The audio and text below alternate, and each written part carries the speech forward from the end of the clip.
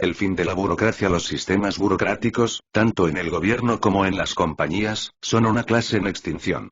Las burocracias quizás eran perfectas para los señores feudales y sus sirvientes, pero no en la era de la información y la agilidad. La burocracia es muy fácil para lidiar con la contrariedad del trabajo de hoy, ya que no impulsa a los empleados a utilizar su sabiduría para arreglar problemas. La burocracia le cede el paso a las organizaciones capaces que promueven la colaboración entre empleados y gerentes. El desenlace de la jerarquía burocrática donde predominan el temor y la represión es el resultado de la evolución en los negocios. La historia está llena de ejemplos de compañías que fallaron, no porque su gente fuera incapaz, sino debido a que las creaciones que empleaban eran poco funcionales. Compañías como IBM, General Motors y Sears perdieron billones de dólares en los años 90 por esta razón. Algunos ejemplos de compañías y su estructura. IBM perdió billones de dólares a inicios de los años 90. Entre otras cosas, le cedió el negocio de programa a Microsoft, por culpa de luchas internas entre varios grupos. En las jerarquías comunes como las de IBM, la multitud no solo le teme a sus jefes, sino a sus colegas. 3M se dio cuenta ya hace años de las deficiencias que tiene la composición gerencias clásico, y comenzó su travesía hacia transformarse en una organización capaz. En lugar de depender de las elecciones de un ejecutivo poderoso, 3M posibilita a sus 50 entidades de negocios operar de forma totalmente autónoma.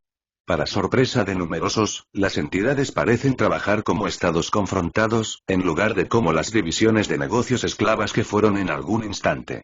Esta composición, combinada con la filosofía de la compañía de dejar que empleados innovadores nutran los negocios con sus ideas, llevó a 3M hacia el éxito y el avance. Hewlett-Packard, otra compañía que ha adoptado los conceptos del intelecto organizacional. HP jamás creyó en las prácticas dictatoriales. Utiliza en cambio el consenso gerencial, la autonomía de divisiones y la descentralización para llevar a cabo nuevos negocios. HP fue una de las primeras compañías en utilizar prácticas poco intuitivas, como estándares libres y la colaboración con sus competidores. Las eficiencias construidas por tales métodos, le han facilitado a la compañía administrar su división de impresoras que se constituye de 9.000 empleados, con solo un gerente y 4 ayudantes. Tal logro jamás se hubiese podido cumplir en una burocracia clásica. Una organización administrada bajo la burocracia jamás tiene una reacción al cambio tan rápido como lo ejecuta la división de HP. ¿Qué es una organización capaz? Una organización capaz tiene las siguientes características. La verdad frente todo. Los empleados tienen que poder entrar a los resultados financieros, a las medidas de efectividad y a las tácticas organizacionales. Libertad de iniciativa. Impulsan las ideas y proposiciones entre sus empleados. Estos son los dueños de sus utilidades y de sus producciones. Equipos liberados. Apoya el trabajo en equipos que logren tomar peligros, realizar noticias y ser sinceros con sus superiores en lugar de temerles. Igualdad y diversidad. Tiene una fuerza laboral diversa, con igualdad de derechos para todos. Redes voluntarias de aprendizaje. Impulsan el estudio continuo entre sus empleados. Autodirección democrática. Tiene empleados y equipos capaces de autodirigirse, basados en principios democráticos. Gobierno corporativo limitado. La alta gerencia se transforma, dejando de ser tipo monárquico, para concentrarse en establecer las reglas y garantizar que se cumplan. Libertad de comunidad. La democracia corporativa es más fuerte y más sensible que la democracia representativa, que cambia votando cada cierto número de años. Derechos y libertades. Las considerables compañías que trabajan utilizando las jerarquías comunes, son de los pocos sistemas en el planeta que trabajan en forma dictatorial. Las organizaciones capaces tienen que tener estatutos claros que reflejen los derechos y aseguren estas protecciones. Libertad de expresión. Libertad de prensa y correo electrónico. Derecho a la investigación. Derecho a la privacidad. Derecho a la libre asociación y continuidad de relaciones. Derecho a realizar y sostener promesas. Derecho a conformar parte en la toma de selecciones, en forma democrática. Derecho a desarrollar las habilidades y el entender particulares. Derecho a la justicia para algún asunto. En resumen, mientras más información esté al alcance de los empleados, mejor. Todos tienen que tener el derecho a ingresar a la información interna y externa, así como el derecho a accionar inteligentemente sobre la base de las aclaraciones conseguidas. La monarquía debe ceder el poder, y abrir el paso a sistemas democráticos de independencia, para que los empleados logren desempeñarse lo más bien que se logre. El sistema de intraempresa, la descentralización por sí misma no es muy. Los equipos se tienen que poner en una situación comprometedora formando intraempresas libres, entidades de libre mercado que compiten dentro de la organización, involucrando a toda la compañía, de hecho a los empleados de más bajo nivel. Si únicamente una unidad es la responsable de hecho avance del negocio, hay que dividir ese monopolio en equipos que compitan entre sí. Esto no es tarea fácil. La gerencia debe estar lista para renunciar al control periódico y a transformarse en una clase de árbitro. Si la gerencia brinda ese salto, el intelecto de los empleados se desarrollará y con ella, las ganancias de la compañía. Ninguna compañía ha por defecto aún un verdadero sistema de intraempresa libre. Sin embargo, aquellas que estén listas para probarlo, tienen que seguir estos pasos. Crear sistemas que posibiliten la creación de intraempresas.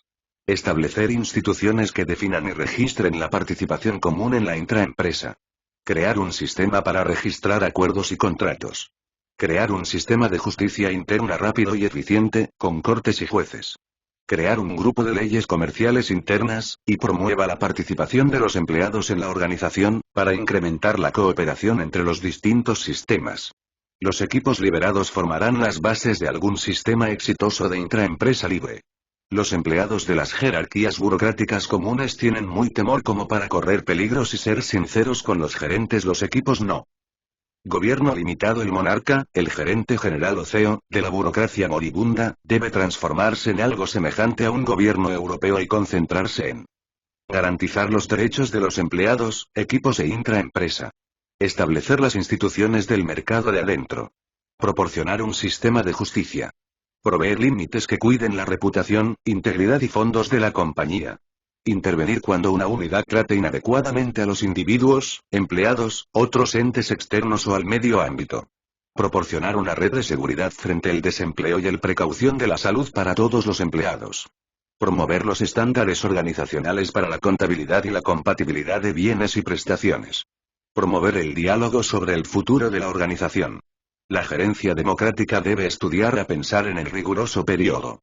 En este sentido, los líderes de este gobierno con límite deben guiar y fomentar una infraestructura de comunicaciones, así como logró el gobierno de los Estados Unidos cuando ayudó a llevar a cabo la infraestructura para Internet, contribuir y coordinar tácticas que sean muy gigantes para ser desarrolladas por únicamente una intraempresa.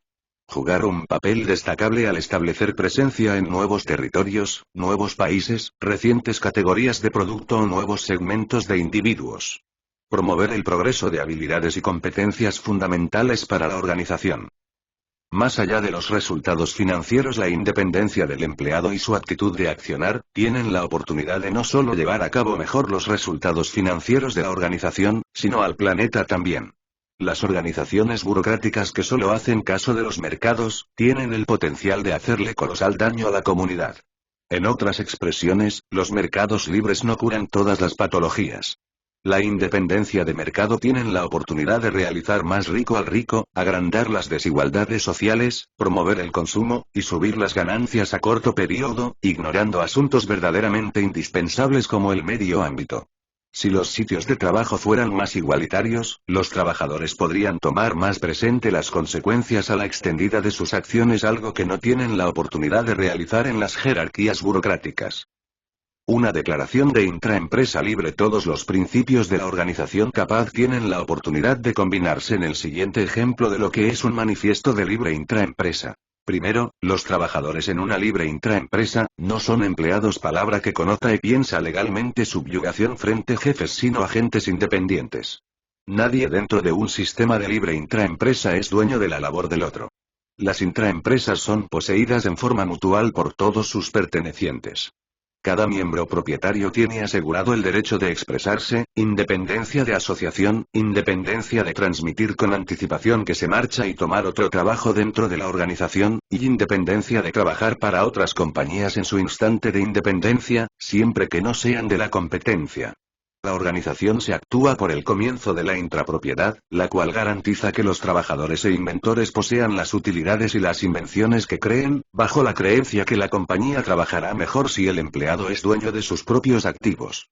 Las intraempresas conformarán las bases de los sistemas de intraempresa libre. Los trabajadores y dueños construirán las organizaciones, formando las sociedades y alianzas que escojan y definan. Más aún, aquellas intraempresas libres que tengan ganancias, tienen el derecho de escoger cómo gastarlas o invertirlas. El poder no se procede de la jerarquía, sino del hecho de poseer individuos y de hallar ganancias. Las intraempresas libres deberían favorecerse de sus propias instituciones financieras. Necesitan intradinero como intracapital y un intrabanco central. Las organizaciones capaces deberían permitirle a individuos y equipos que consiguieron más intracapital de lo que ellas mismas necesitan, transformarse en intracapitalistas de deber, invertir en otras intraempresas. Las intraempresas libres deberían poder buscar dinero en el banco central de la compañía, o en alguno de las intraempresas que actúe como banco dentro de esta.